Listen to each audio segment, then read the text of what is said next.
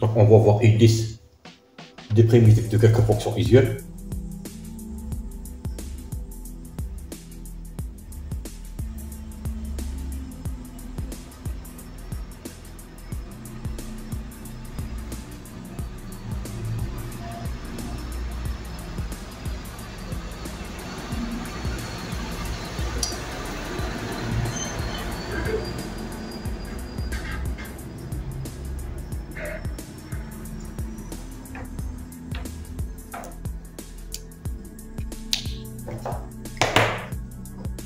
Donc,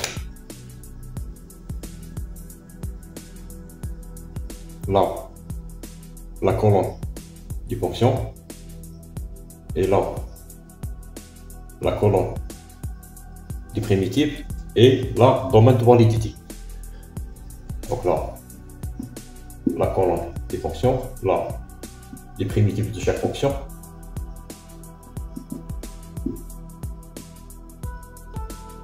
Et là, domaine de validité. Donc commençons par la fonction petit f définie par petit f de x est égal à alpha, c'est-à-dire une fonction constante de constant alpha. Avec alpha appartient r. Donc les primitives de cette fonction sont les fonctions définies sur r par les fonctions grand F définies sur r par alpha x plus b. Avec b parcourt l'ensemble des nombres réels. Donc domaine de validité, bien sûr, c'est R tout entier. Passons maintenant à la fonction.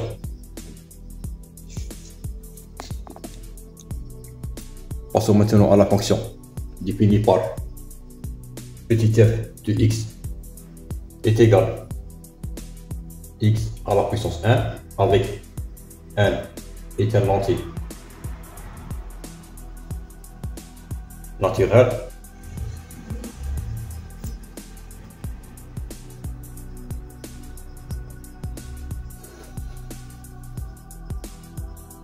donc l'ensemble des entiers naturels. Donc les primitives de cette fonction sont les fonctions grand F définies par grand F de x est égal à x à la puissance 1 plus 1 divisé par 1 plus 1 plus une constante c. Avec C parcourt l'ensemble des entiers, l'ensemble des nombres réels. Donc bien sûr, domaine de définition, le domaine de validité, c'est R tout entier, puisque ces fonctions sont dérivables sur R tout entier.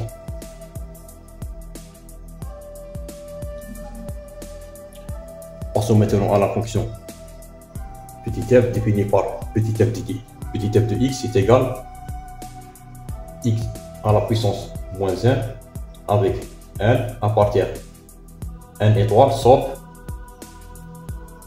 1.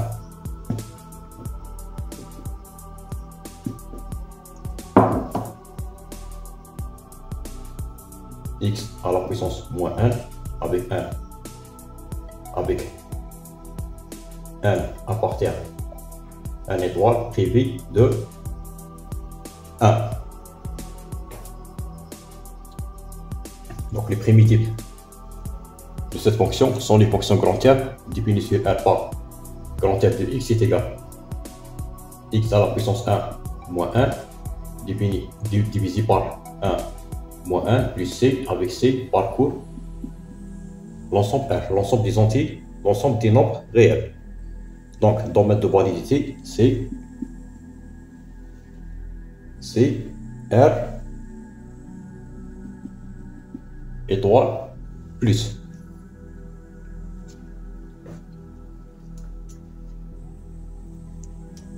Puisque ces fonctions sont dérivables sur 0 plus l'infini ouvert. Donc c'est-à-dire sur R étoile plus. Passons maintenant à la fonction petit f définie par petit f de x est égal à x à la puissance alpha avec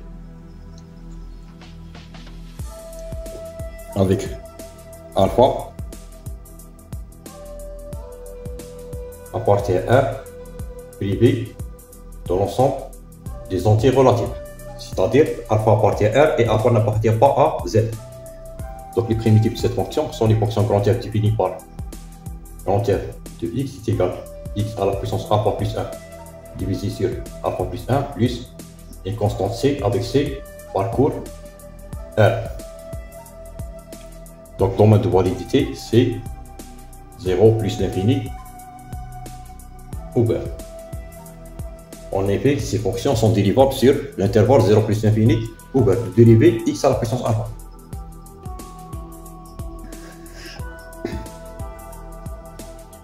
Passons maintenant à la fonction petit f définie par petit f de x est égal exponentielle ax avec a est un nombre réel non nul, c'est-à-dire a différent de 0. Donc les primitives de cette fonction sont les fonctions grand F définies sur R par grand F de x est égal exponentielle ax divisé par a plus une constante c avec c parcours l'ensemble des nombres réels. Donc le domaine de validité c'est R tout entier, puisque ces fonctions sont dérivables sur R de dérivée exponentielle à x. Passons maintenant à la fonction petit f définie par petit f de x est égal cosinus x.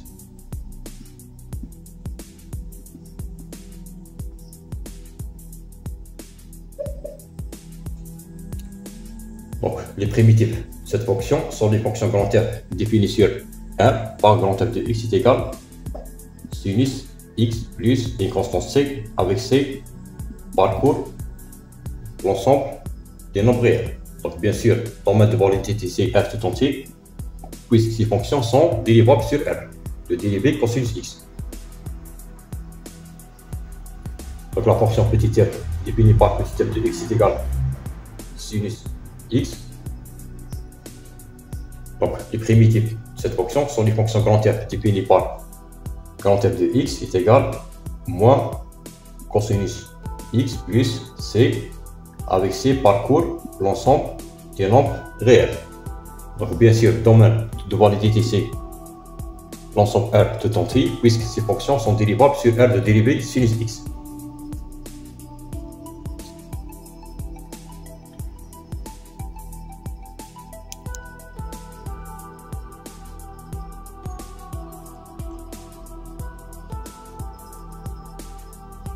Passons maintenant à la fonction petit f définie par petit f de x est égal 1 sur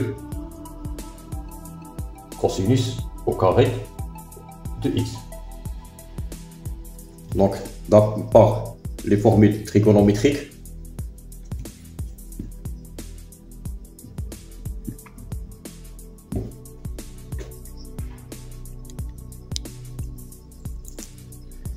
par les formules trigonométriques, on peut montrer que la fonction petit f définie par petit f de x est égal 1 sur cosinus au carré de x est égal cosinus au carré de x plus sinus au carré de x sur cosinus au carré de x, donc est égal 1 plus sinus x sur cosinus x au carré, donc est égal 1 plus tangent au carré de x. Donc les primitives de cette fonction sont les fonctions définies par sont les fonctions grand F définies par grand F de x est égal 1 plus tangent Python sont les fonctions grand F définies par grand F de x est égal tangent x plus une constante c avec c parcours R. Donc, domaine de validité, on sait que la fonction tangent est périodique de période pi. Elle n'est pas définie sur les points de la forme pi sur 2 plus kp avec k parcours l'ensemble des entiers relatifs. Donc, les primitives, donc le domaine de validité de cette fonction est chaque intervalle de la forme moins pi sur 2 plus kp pi sur 2 plus kp avec k appartient à z, l'ensemble des entiers relatifs définis par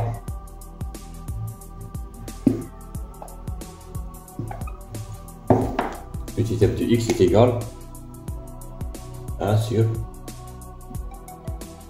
1 plus x au carré.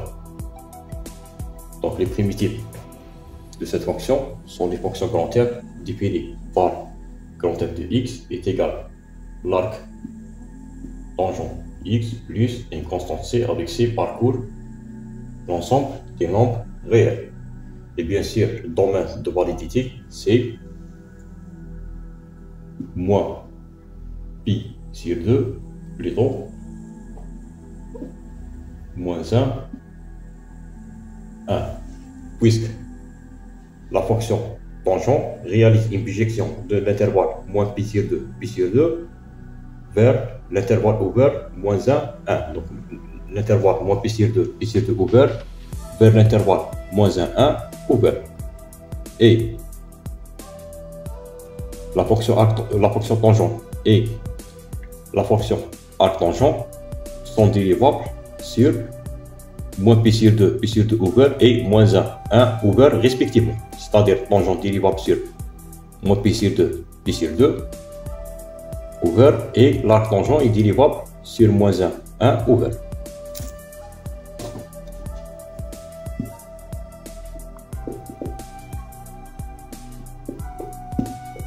Passons maintenant à la fonction petit f définie par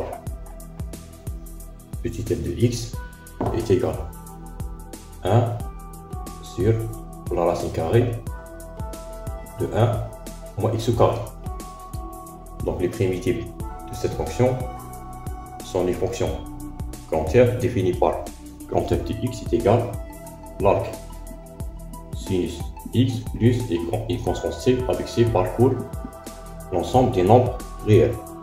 Donc domaine de validité, puisque la fonction sinus réalise une bijection de moins pi sur 2 ouvert, moins pi sur 2 fermé vers moins 1 fermé et qui est dérivable sur moins pi sur 2 ouvert et sa fonction inverse qui est l'arc sinus x est dérivable sur moins 1 ouvert. Donc domaine de validité c'est l'intervalle moins 1 ouvert.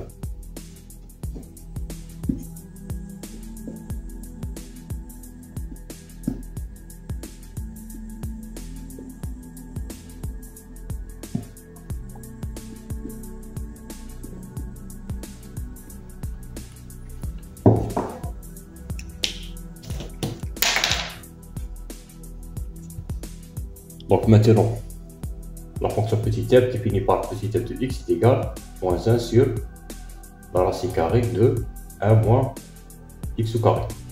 Donc les primitives de cette fonction sont les fonctions grand F définies par grand F de x est égal à l'arc cosinus x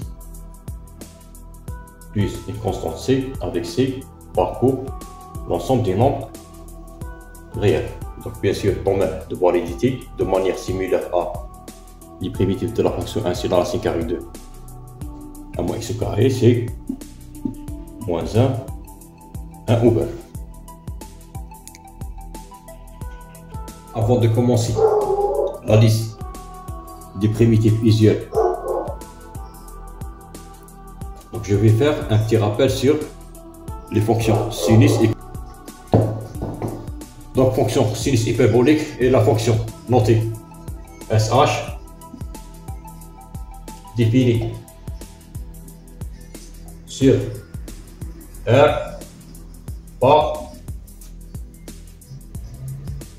sinus hyperbolique de x est égal à exponentielle x moins exponentielle moins x, le tout divisé par 2.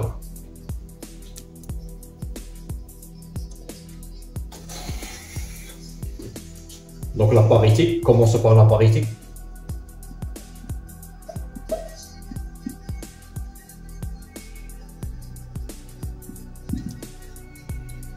Donc puisqu'elle est définie sur R qui est symétrique par rapport à 0, donc quel que soit x appartient à R, on a sinus hyperbolique de moins x est égal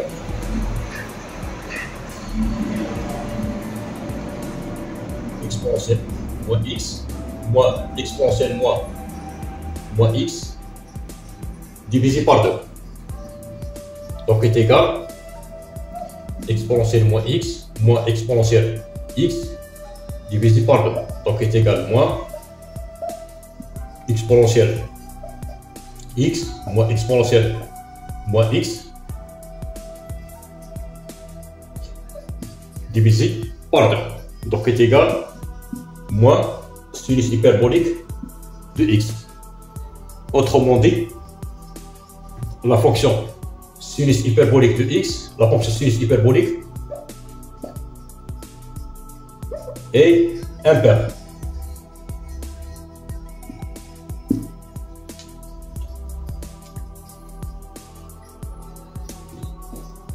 Donc la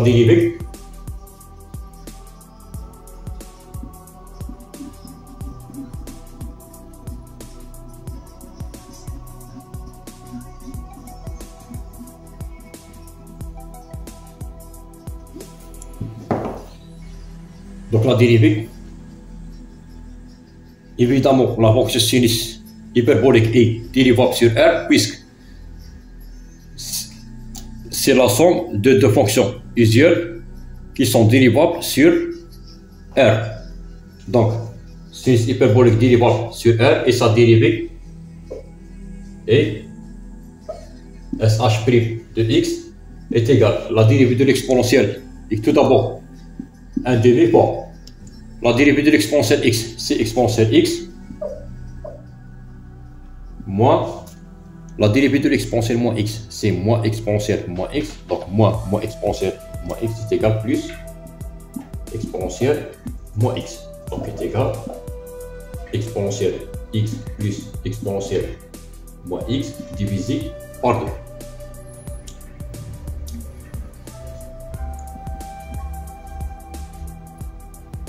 La monotonie, puisque la dérivée de la fonction sinus hyperbolique est évidemment strictement positive, puisque l'exponentielle est toujours strictement positive, exponentielle x est toujours strictement positive, quel que soit x dans R, alors donc la fonction sinus hyperbolique est strictement croissante sur R. Donc la fonction sinus hyperbolique est strictement croissante sur R.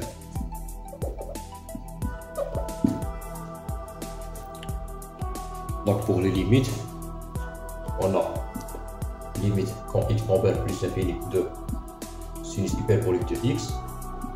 On peut vérifier facilement que limite de sinus hyperbolique de x quand x tend vers plus l'infini est égal plus l'infini, puisque ce terme-là tend vers 0, exponentiellement x tend vers 0.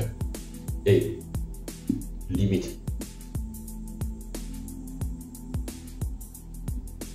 sinus hyperbolique de x quand x tend vers moins l'infini est égal moins l'infini,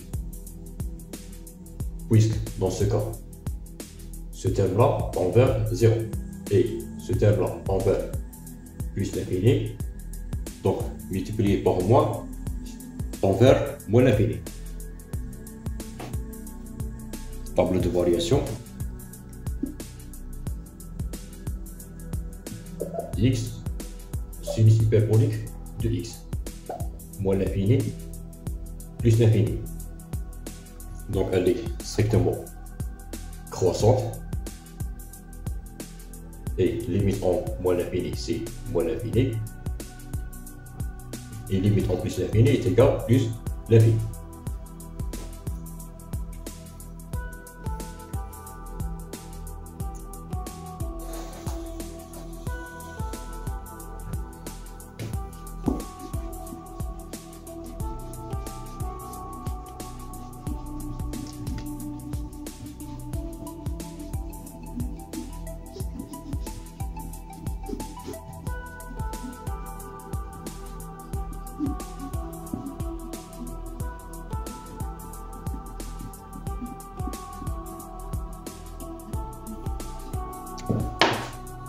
Sinus hyperbolique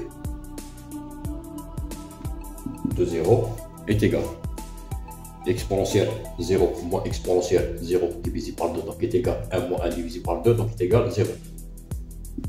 Et limite de sinus hyperbolique de x divisé par x est égal plus l'infini, puisque exponentielle x sur x tend vers plus l'infini quand x tend vers plus l'infini. Donc on peut vérifier facilement que cette limite quand x tend vers plus l'infini est égal plus l'infini. Donc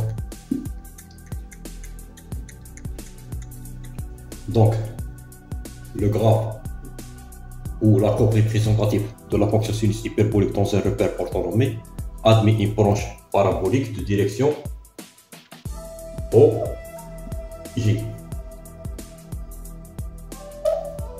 Donc sinus hyperbolique de 0 est égal à 0 et admet une branche parabolique de direction OJ. Et puisque la fonction sinus hyperbolique est impaire, donc on peut déduire la partie de la courbe représentative de la fonction sinus hyperbolique dans le troisième cadran.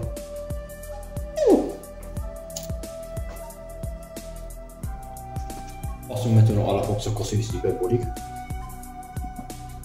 Donc la fonction cosinus hyperbolique est la fonction notée CH. La fonction notée CH définie sur R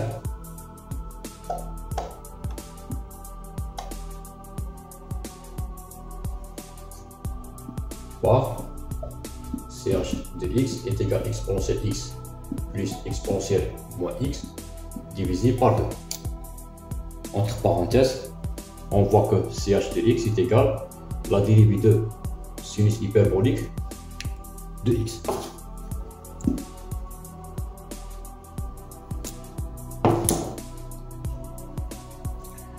Donc,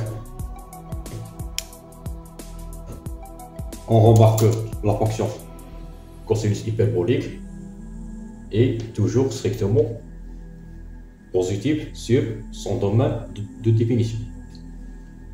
Pour la parité,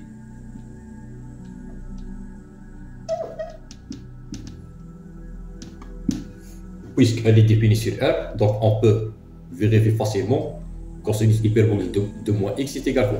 Donc quel que soit x appartient à R, cosinus hyperbolique de moins x est égal à exponentielle moins x plus exponentielle moins x, le tout divisé par 2, donc est égal à exponentielle moins x plus exponentielle x divisé par 2. Et puisque l'addition dans R est commutative, alors ceci est égal à exponentielle x plus exponentielle moins x divisé par 2, donc est égal à cosinus hyperbolique de x. Autrement dit, la fonction cosinus hyperbolique est une fonction paire.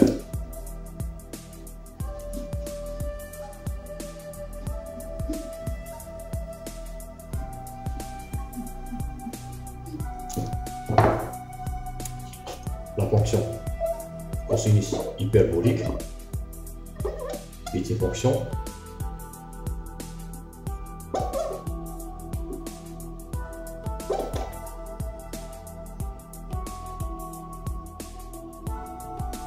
paire. Donc pour la dérivée,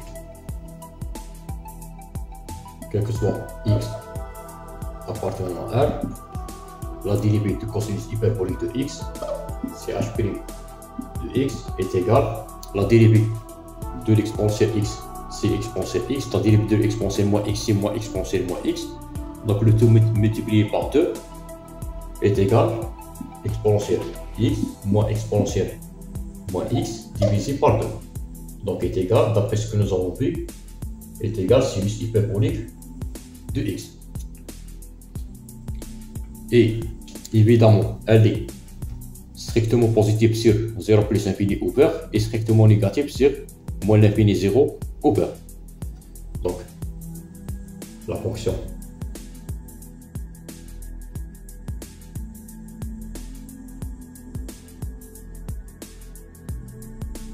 est égale à sinus hyperbolique de x est strictement positive pour x supérieur strictement 0 et strictement négative pour x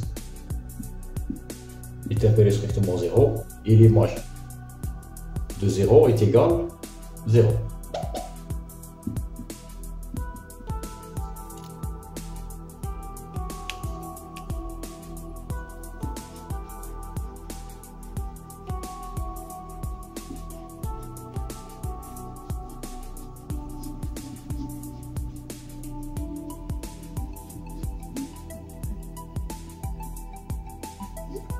Donc,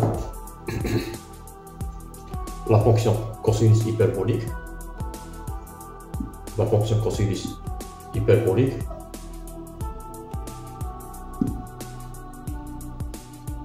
est strictement décroissante sur moins l'infini 0 et strictement croissante sur 0 plus l'infini. L'image du point 0 est égale 1 plus 1 divisé par 2, donc est égal 1. Limite, on peut vérifier que limite de cosinus hyperbolique de x quand x tend vers moins l'infini est égal plus l'infini. La même chose pour limite de cosinus hyperbolique de x quand x tend vers plus l'infini.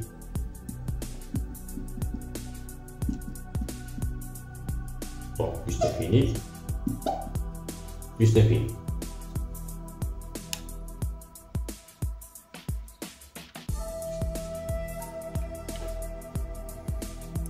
Donc pour la courbe représentative de la fonction cosinus hyperbolique dans un repère orthonormé,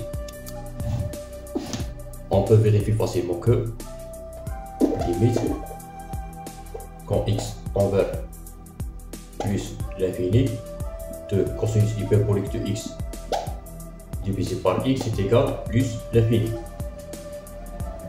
Car on sait que limite quand x tend vers plus l'infini de l'exponentielle x divisé par x est égal plus l'infini. Autrement dit,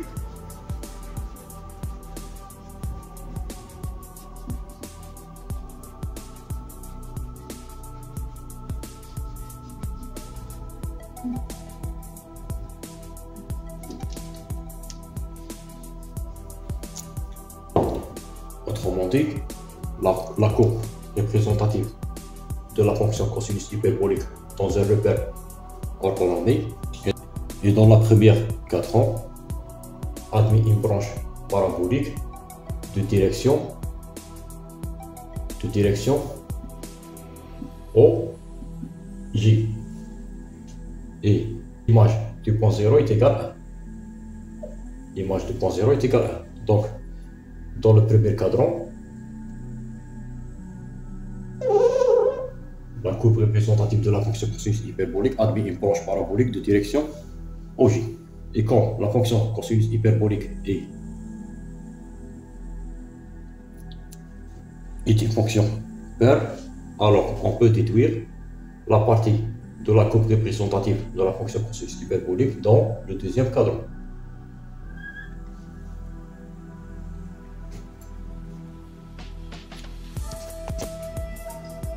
Donc, comme la fonction sinus hyperbolique est strictement croissante sur R, c'est-à-dire l'intervalle ouvert moins l'infini plus l'infini, et l'image de l'intervalle moins l'infini plus l'infini par la fonction sinus hyperbolique, c'est l'intervalle moins l'infini plus l'infini ouvert lui-même.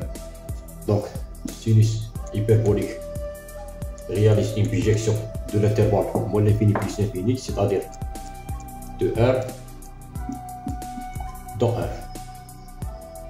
Et la bijection réciproque est une fonction l'anti-argument sinus hyperbolique défini de R dans R, qui est chaque x fait correspondre l'argument sinus hyperbolique de x tel que l'argument sinus hyperbolique de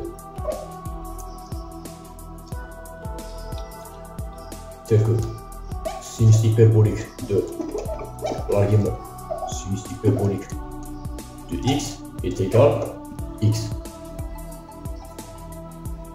Vérifions maintenant la parité.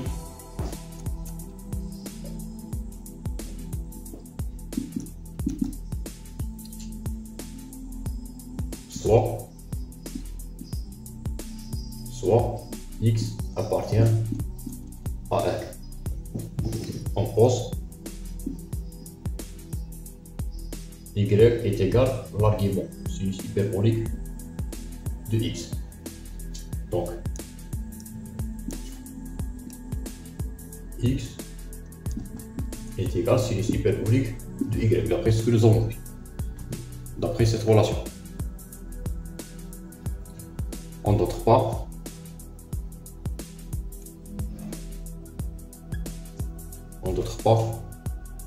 l'argument sinus hyperbolique de moins x est égal à l'argument sinus hyperbolique de moins sinus hyperbolique de y. Et d'après la parité de la fonction sinus hyperbolique, ceci est égal à l'argument sinus hyperbolique de moins y, puisque la fonction sinus hyperbolique est une fonction impaire. Donc est égal à moins y.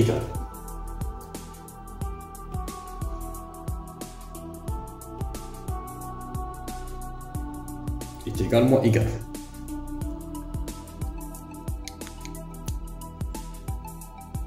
Et quand x est égal à sinus hyperbolique de y, alors y est égal à l'argument sinus hyperbolique de x. Et par suite, moins y est égal à moins l'argument sinus hyperbolique de x. Donc la fonction impaire.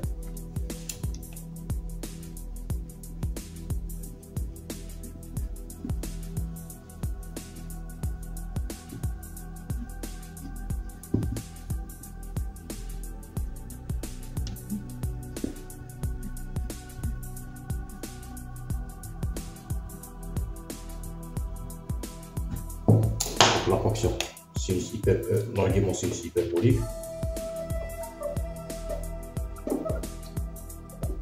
est une fonction impaire.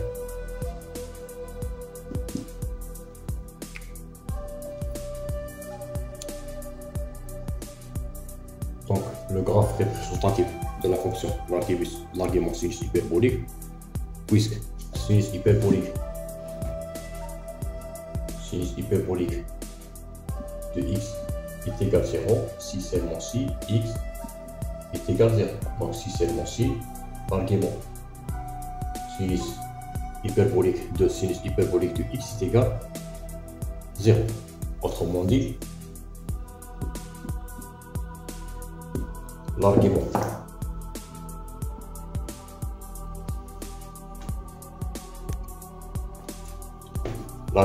sinus hyperbolique de 0, l'argument sinus hyperbolique de 0 est égal à 0. Donc voilà la première bisectrice.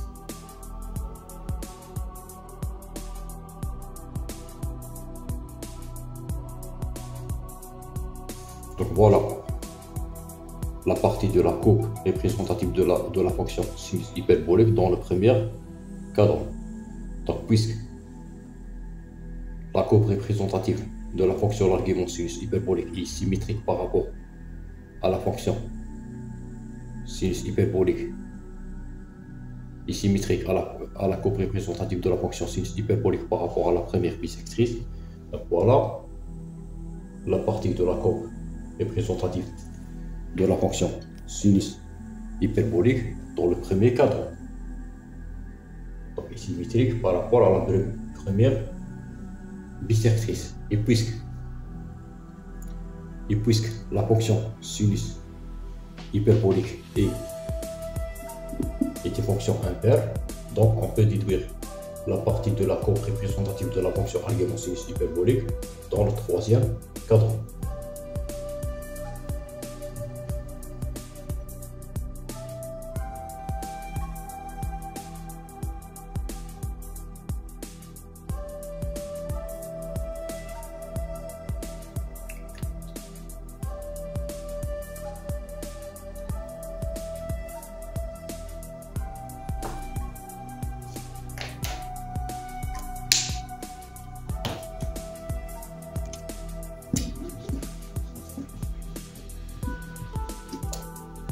C'est-à-dire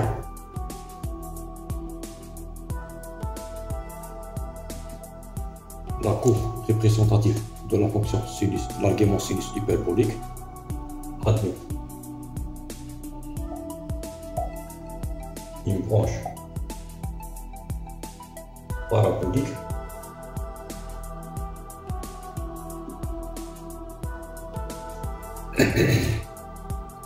de direction O, I, pas OJ, donc O, I.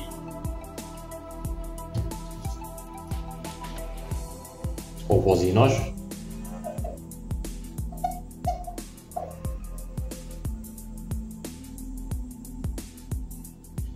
de plus l'infini.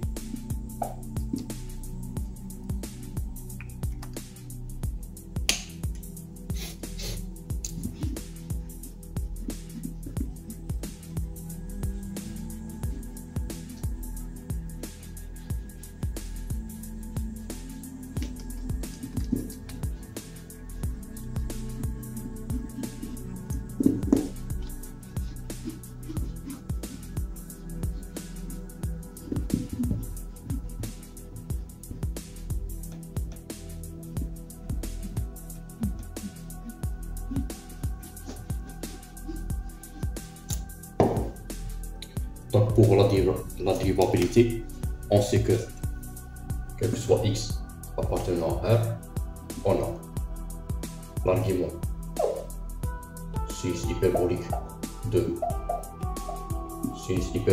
x est égal x est égal x. Donc la dérivée de l'argument sinus hyperbolique de sinus hyperbolique par rapport à x, c'est-à-dire la composée de la fonction argument sinus hyperbolique par la fonction sinus hyperbolique. Donc la dérivée par rapport à x est égale, la dérivée de x par rapport à x donc est égale à 1. En d'autres pas, par définition, la dérivée de cette fonction par rapport à x est égale la dérivée de sinus hyperbolique de x qui est égale cosinus hyperbolique de x fois la dérivée de la fonction sinus hyperbolique au point sinus hyperbolique de x, et ceci est égal à 1. Donc on pose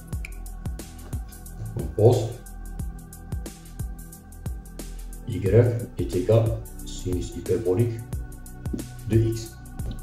Donc, cosinus hyperbolique de x, donc cosinus hyperbolique de x fois la dérivée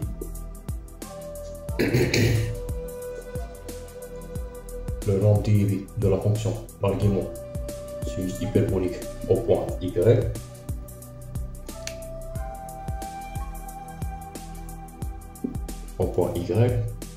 est égal à 1. Donc, l'argument, le nombre dérivé de la fonction argument sinus hyperbolique au point y est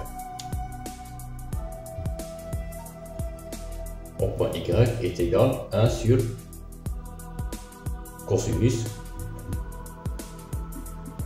hyperbolique de x.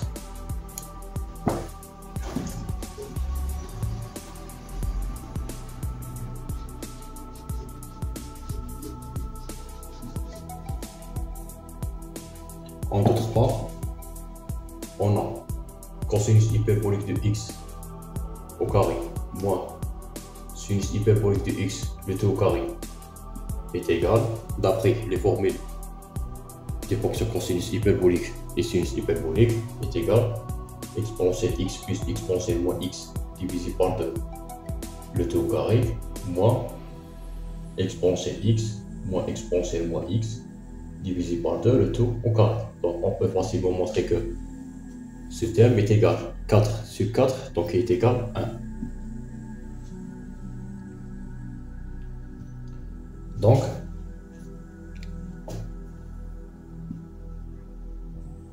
Donc cosinus au carré, cosinus hyperbolique de x le tout au carré est égal 1 plus sinus hyperbolique de x le tout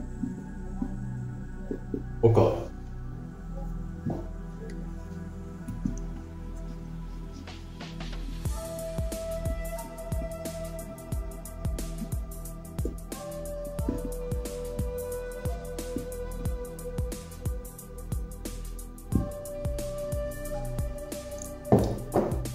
Et d'après le tableau de variation de la fonction cosinus hyperbolique, on sait que la fonction cosinus hyperbolique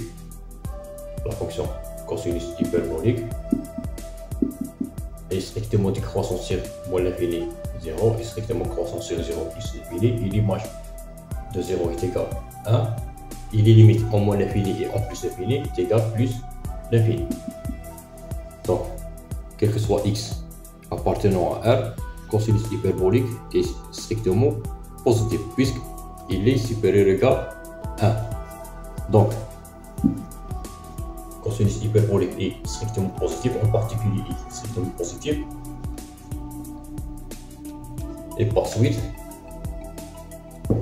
de cette relation, on déduit que cosinus hyperbolique de x est égal à la racine carrée de 1 plus sinus au carré sinus hyperbolique de x tout au carré. Donc,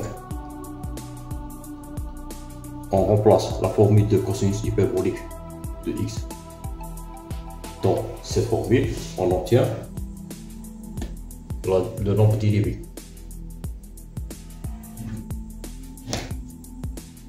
de la fonction sinus hyperbolique au point y, qui est sinus hyperbolique de x,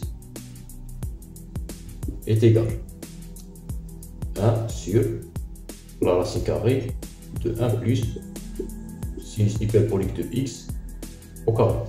Et puisque sinus hyperbolique de x est noté par y, alors ce terme-là est égal à 1 sur la racine carrée de 1 plus y au carré.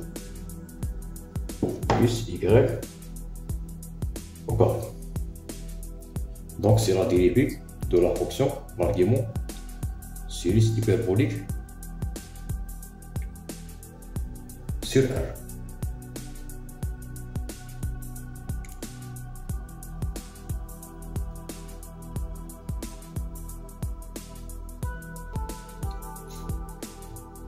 Passons maintenant à la fonction l'argument cosinus hyperbolique, c'est-à-dire la bijection réciproque de la fonction cosinus hyperbolique. Donc d'après le tableau de variation de la fonction cosinus hyperbolique,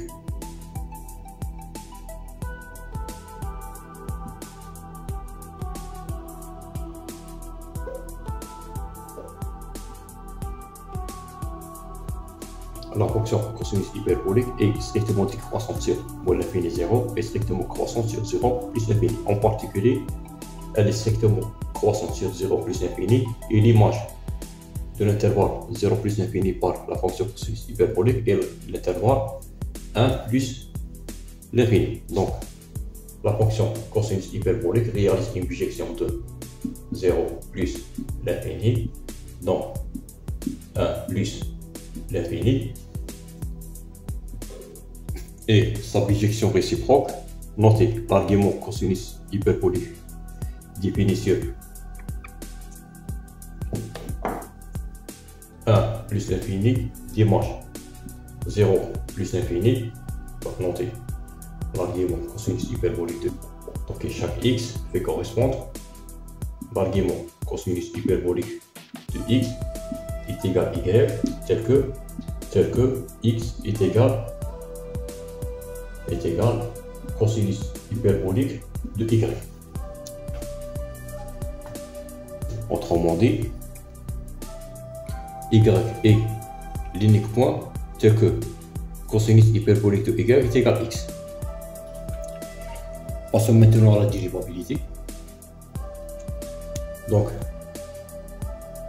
quel que soit x appartient, donc nous allons voir le sous-ensemble de 1 plus l'infini où la fonction l'argument cosinus hyperbolique est dérivable. Donc nous allons voir cet ensemble est égal quoi. Donc, quel que soit x dans l'ensemble où la fonction l'argument cosinus hyperbolique est dérivable, on pose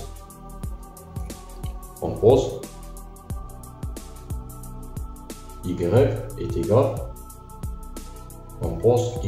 égal, cosinus hyperbolique, on pose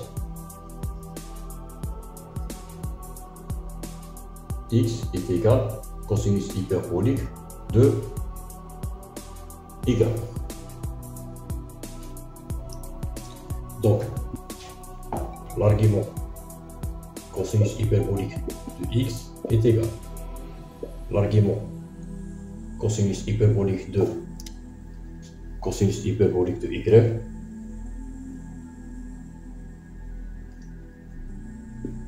et qui est égal y. Donc,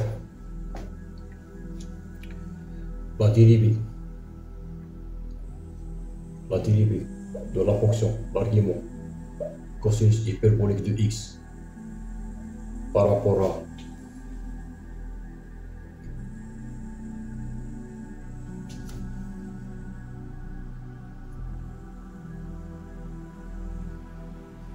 la dérivée de l'argument cosinus hyperbolique de x par rapport à y est égal la dérivée de y par rapport à y qui est égal à 1. Donc ceci équivaut la dérivée de l'argument cosinus hyperbolique de y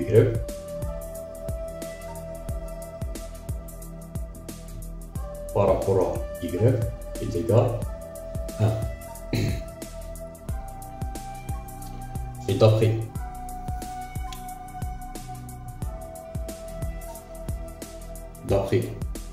le théorème de la dérivée de composite de deux fonctions, ce terme est égal la dérivée de la fonction cosinus hyperbolique de y par rapport à y, la fonction de la fonction cosinus hyperbolique qui est sinus hyperbolique, donc au point y, c'est sinus hyperbolique au point y, fois le nombre dérivé de la fonction argument cosinus hyperbolique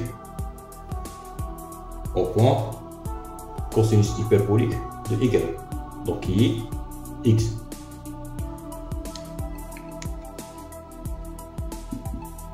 Est égal à 1.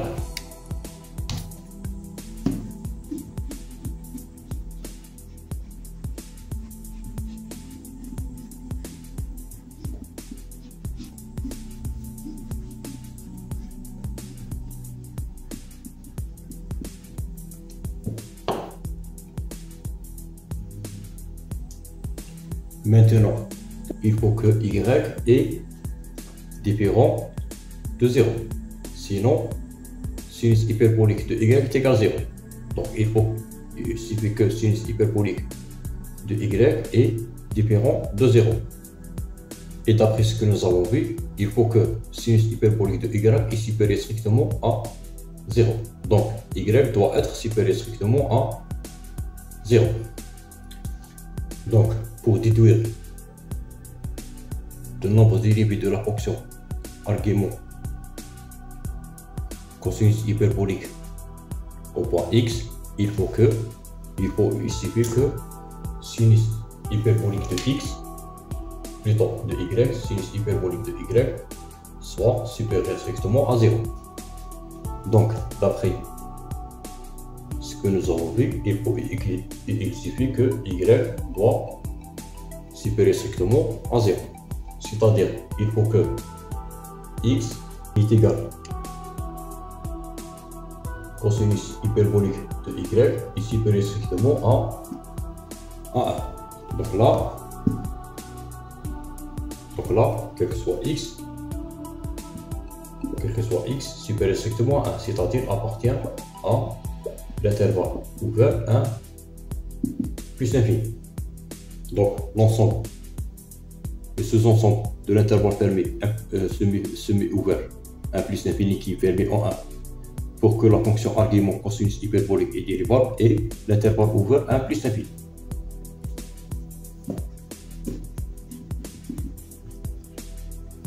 Donc quel que soit x appartient à l'intervalle ouvert 1 plus l'infini.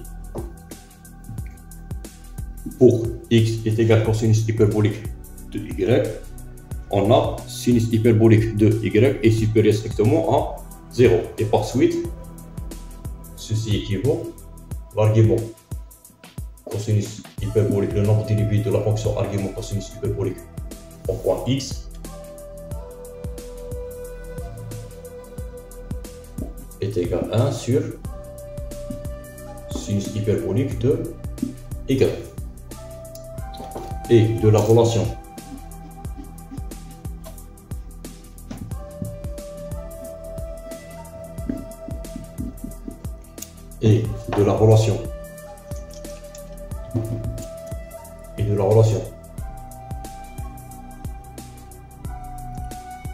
cosinus hyperbolique de a moins sinus hyperbolique de a est égal à 1, quel que soit a un nombre réel, on a sinus hyperbolique au carré au point 1 est égal au point A est égal cosinus hyperbolique au point 1 au carré moins 1.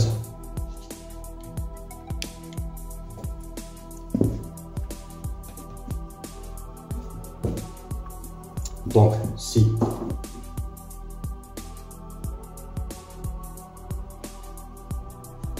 si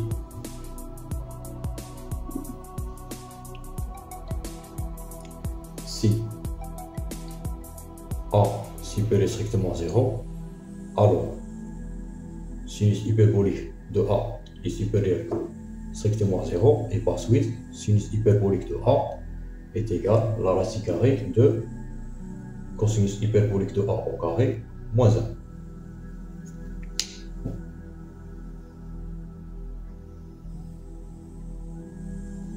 Donc on va utiliser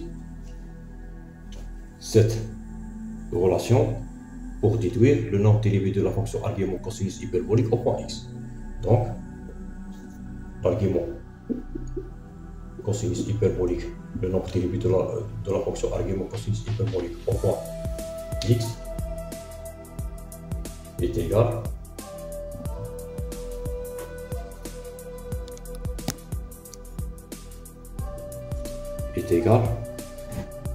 à 1 sur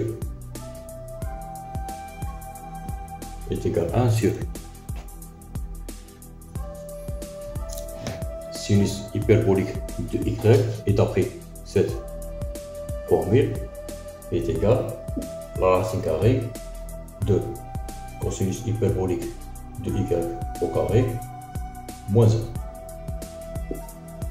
Et comme cosinus hyperbolique au point y est noté par x, alors ceci est égal à 1 sur la racine carrée de x au carré moins 1.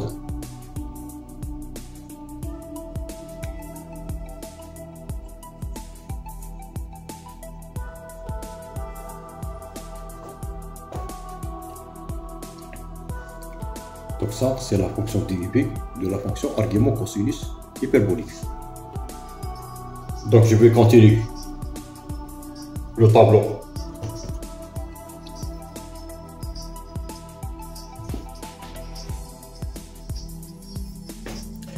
Donc toujours là, la fonction est là, c'est primitif. Et là, domaine de validité.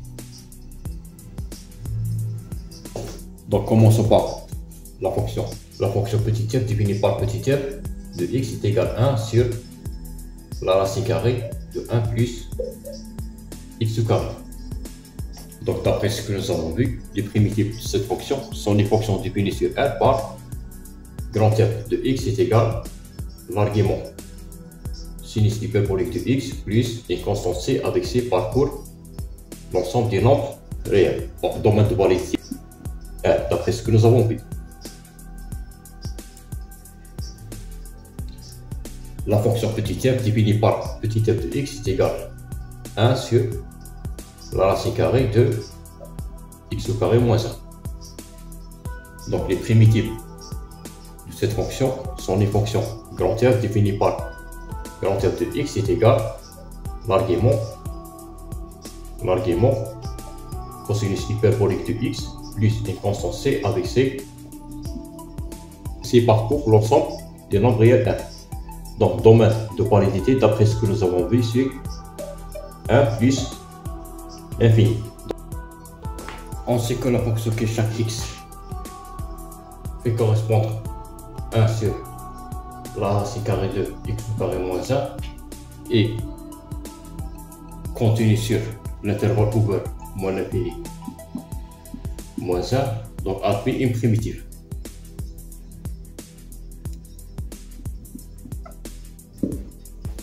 Commençons par la première méthode.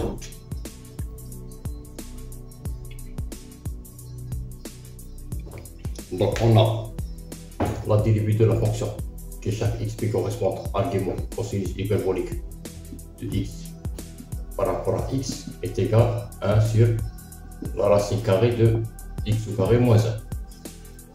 Pour x supérieur strictement à 1, autrement dit x appartient à l'intervalle ouvert 1 plus l'infini.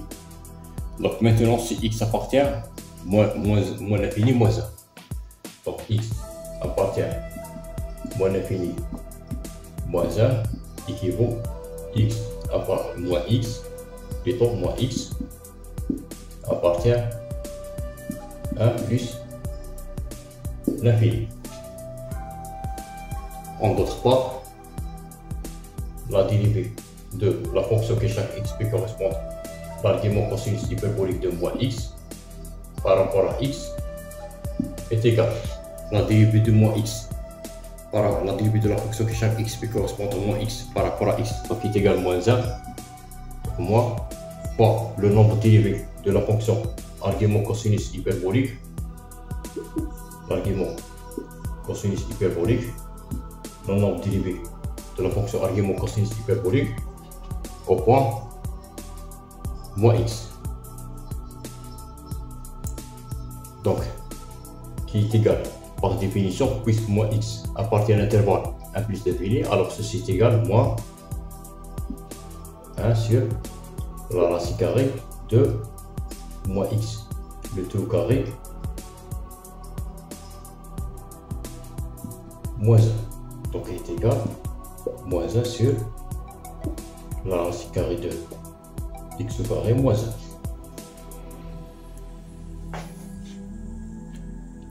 Donc d'après ce résultat, on déduit que les primitives de la fonction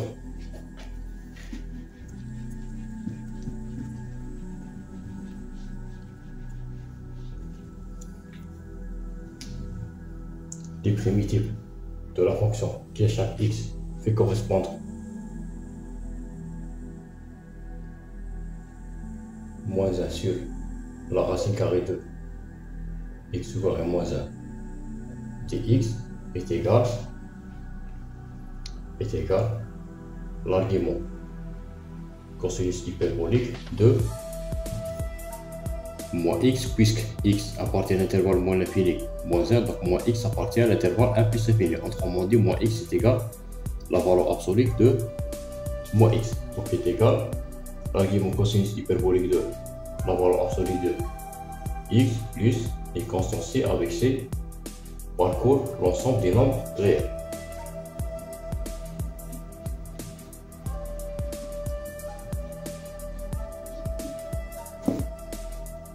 c'est-à-dire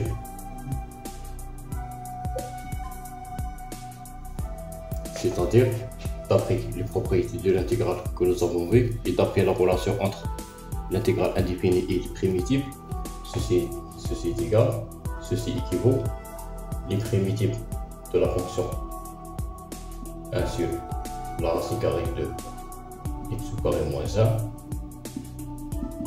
sont des fonctions définies par moins l'argument cosinus hyperbolique de la valeur absolue de x plus une constante c avec c parcourt l'ensemble des nombres réels. Donc là on peut poser c bar est égal moins c, donc moins c parcours r équivaut c parcours r et inversement.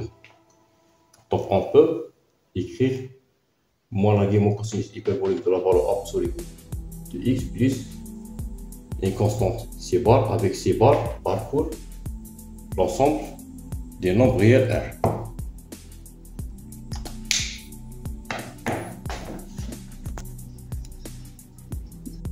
Donc deuxième méthode, changement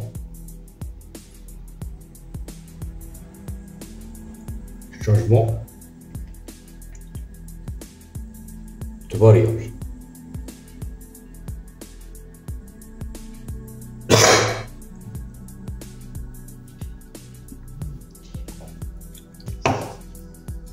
Donc changement de variable.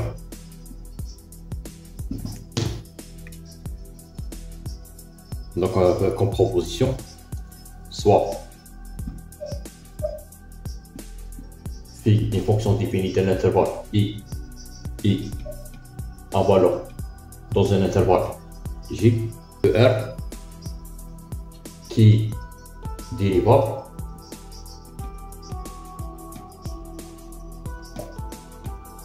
et f est fonction définie de j dans r continue, une fonction continue.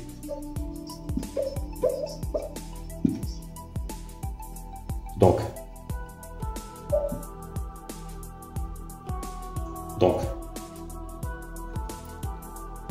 l'intégrale de f rond phi de x fois phi prime de x dx, donc là sur l'intervalle i, donc pour x dans l'intervalle i, est égal l'intégrale pour t ou pour y, l'essentiel un paramètre qui représente phi de x, donc l'intégrale de f de t dt avec t est égal phi de x. On va voir un exemple.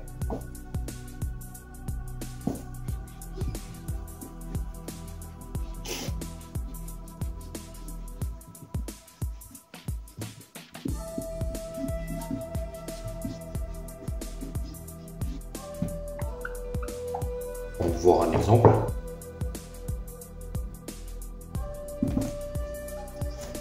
Par exemple, et c'est l'intégrale indéfinie de dx sur x logarithme népérien de x. Donc on pose. Tout d'abord, on peut écrire i de la forme l'intégrale de 1 sur x, le tout divisé par logarithme népérien de x par rapport à x. Donc si on pose t est égal logarithme népérien de x, on sait que la dérivée de logarithme népérien de x, la fonction que chaque x fait correspond au logarithme népérien de x par rapport à x, est égal à 1 sur x. Donc à ce moment-là, i est égal l'intégrale de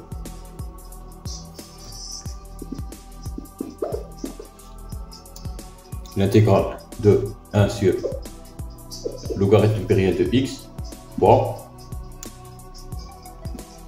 1 sur x dx. Donc ce terme-là représente f de logarithme hypérien de x.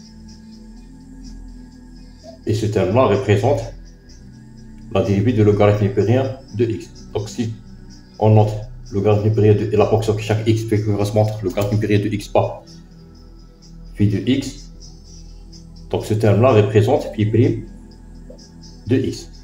Et d'après la proposition que nous avons vue, ceci est égal l'intégrale indéfinie de 1 sur t dv.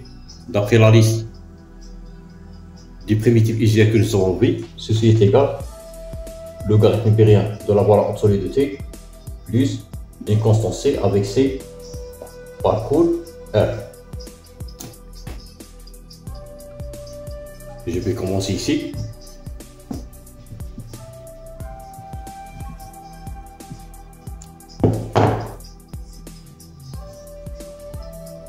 Donc ceci est égal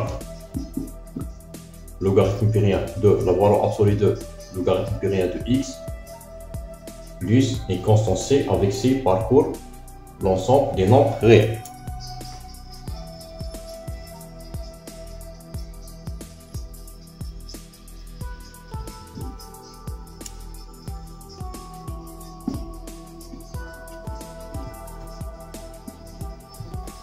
Application.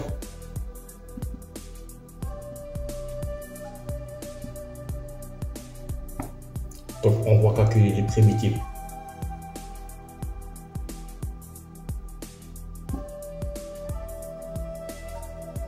de la fonction qui chaque x peut correspondre à 1 sur la racine carrée de x au carré moins 1 sur moins l'infini moins 1. Donc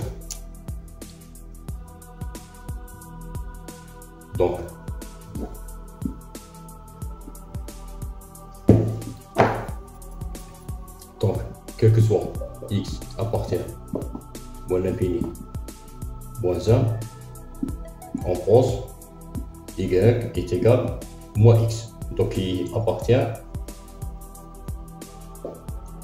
l'ensemble 1 plus l'infini. Donc d'après ce que nous avons vu, dy est égal moins dx. Et par suite,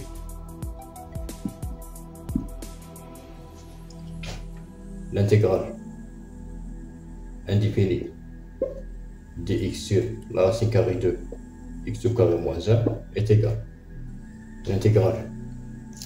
Donc y est égal moins x, alors y carré est égal x au carré. Donc x au carré est égal y au carré. dy est égal moins dx, donc dx est égal moins dy. Donc moins dy sur la racine y au carré plus 1, avec y appartient 1 plus l'infini. Donc ceci est égal moins l'intégrale dy sur la racine carrée de y carré moins 1.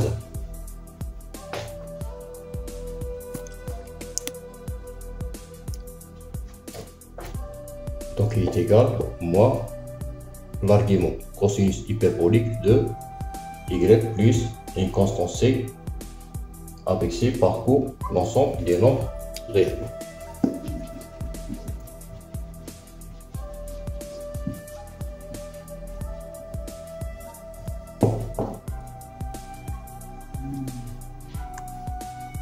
Donc puisque y est égal moins x appartient à 1 plus l'infini avec x appartient à moins l'infini moins 1 qui est strictement négatif, donc y est égal la valeur absolue de x. Et par suite, l'intégrale indéfinie dx de la racine carrée de x au carré moins 1